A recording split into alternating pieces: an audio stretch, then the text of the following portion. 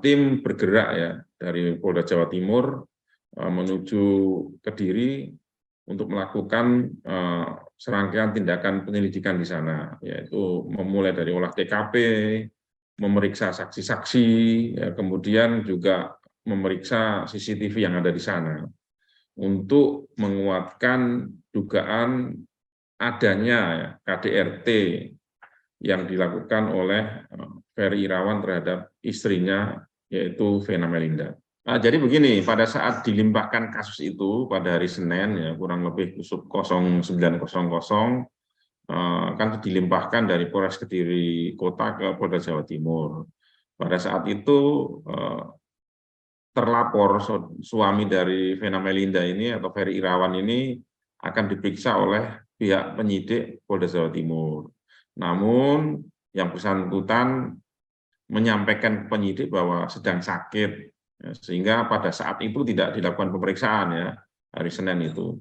Kemudian yang bersangkutan pulang. Kemudian sorenya sekitar pukul 15.00 ini Ferry Irawan datang lagi ke Polda Jawa Timur dan menyatakan siap untuk diperiksa. Disitulah dilakukan pemeriksaan ya sampai kurang lebih pukul 18 atau 17.00 kemarin itu.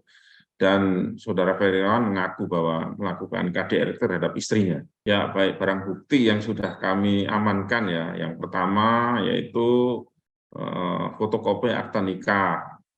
Kemudian yang kedua ada baju korban atau baju yang dipakai pada saat terjadinya KDRT. Kemudian yang ketiga ada handuk ya.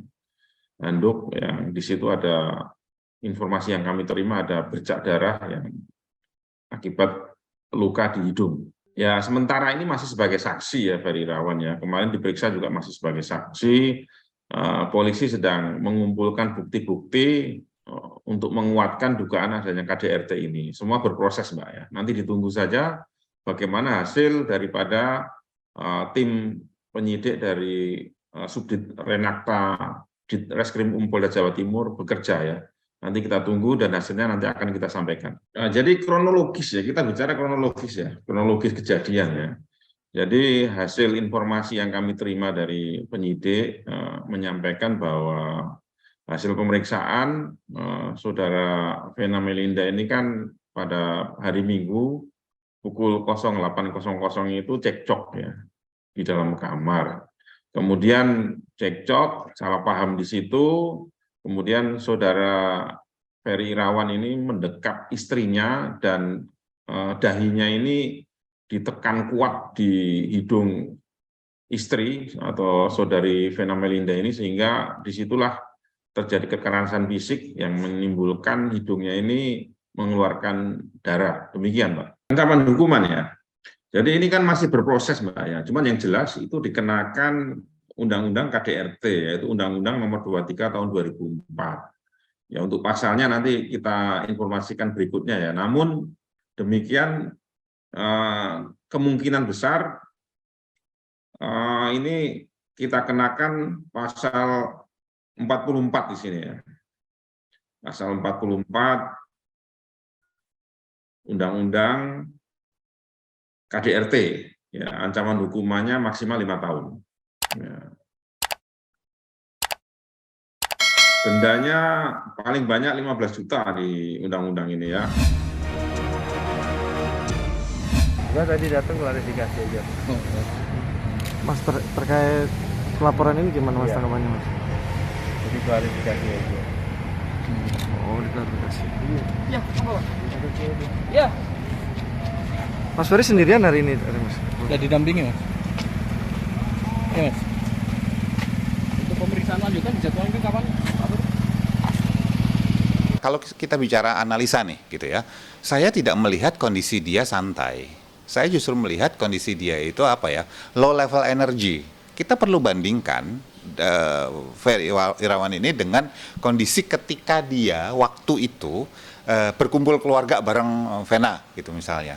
Nah sekarang ketika itu dia kan cukup energik, cukup kalau ngomong cukup apa ya namanya ya istilahnya cukup lantang lah gitu. Dimana di sini kalau dia secara logika tidak melakukan apapun yang dipersangkakan, dituduhkan, dan dilaporkan, maka perasaan yang muncul, emosi yang muncul adalah marah. Kita memang tidak bisa melihat ekspresinya dia karena tertutup dengan masker. Tetapi dari cara gerak, cara dia berjalan, itu sangat terlihat bahwa dia itu antara bukan santai, benar-benar kayak nggak punya energi lebih, dan kemudian cenderung untuk mikirin pikirannya ke arah kemana-mana karena kayak bingung mau masuk mobil seperti itu.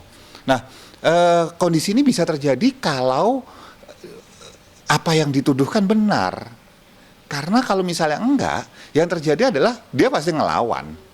Ada ekspresi marah yang dia munculkan, ada tanggapan yang cukup keras yang dia berikan, tapi kan ini tidak.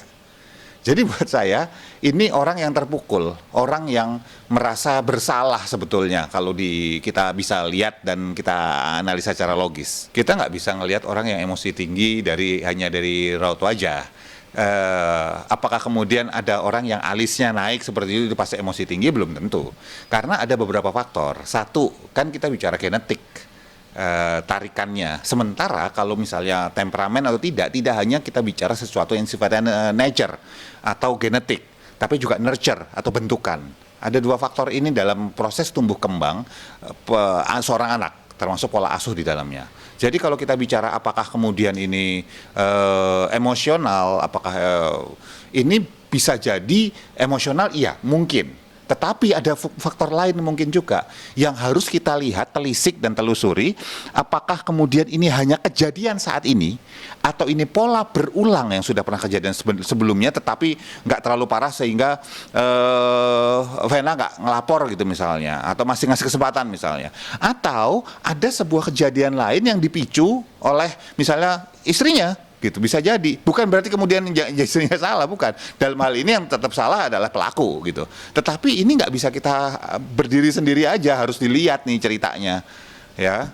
Jadi menurut saya terlalu dini untuk kita lihat bahwa dia temperamen apa enggak gitu hanya dari sebuah kejadian ini. Buat saya ketika Ferry Irawan mengalami sebuah kejadian 2 kali dan dua-duanya berpisah misalnya karena kasus yang sama KDRT, artinya apa? Artinya dia seorang yang nggak belajar.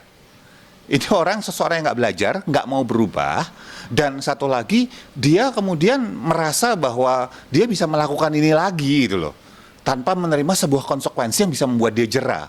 Jadi kalau ditanya secara pribadi, saya akan bilang harus ada efek jerahnya sekarang, ya masuk deh gitu ya, dan nggak ada damai istilahnya. Karena kalau ini ada perdamaian gitu ya, dicabut laporan, selesai dengan 10.000 gitu materai, maka yang terjadi adalah bisa berulang lagi, kasihan orang berikutnya.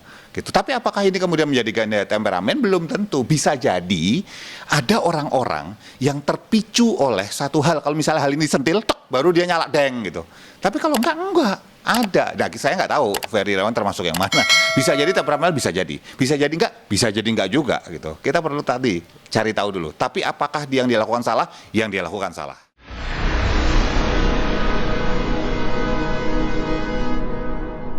Jadi jangan lupa untuk subscribe Cumi Cumi. Ditekan ya tombol lonceng merahnya.